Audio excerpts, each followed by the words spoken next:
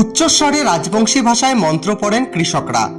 সুর ও ছন্দে মাটির টান, বলেন পোকামাকড় দূর হোক, ধানের ফলন ভালো হোক। ডাকলক্ষ্মীর কাছে এই তাদের প্রার্থনা। উত্তরবঙ্গের রাজবংশী জনজাতির মধ্যে প্রচলিত রয়েছে সেই ডাকলক্ষ্মীর পুজো।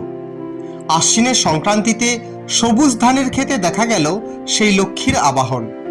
হলদিবাড়ির বিভিন্ন এলাকার পাশাপাশি গোটা উত্তরবঙ্গের রাজবংশী সম্প্রদায়ের মানুষজন আজ ডাকলক্ষ্মীর আরাধনা করছেন।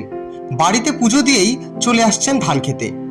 প্রদীপ ও পাটের আঁশের সঙ্গে ঘি মিশিয়ে ভোগা তৈরি করে আগুন জ্বালান ওরা। সেই সঙ্গে সর্ষের খোল আর দেশি লেবু গাছের পাতা ভেজে একসঙ্গে গুঁড়ো করে ছিটিয়ে দেন ধান খেতে। ধানই কৃষকদের কাছে লক্ষ্মী, তাই ডাকলক্ষ্মী পুজোর উপাচার এমনই।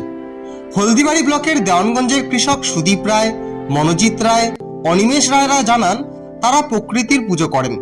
বীজ বপন থেকে ফসল কাটা পর্যন্ত প্রতিনিয়ত পুজো চলে। ধানের শীষ যখন বের হয় সেই সময় পোকামাকড় সবচেয়ে বেশি উপদ্রব করে।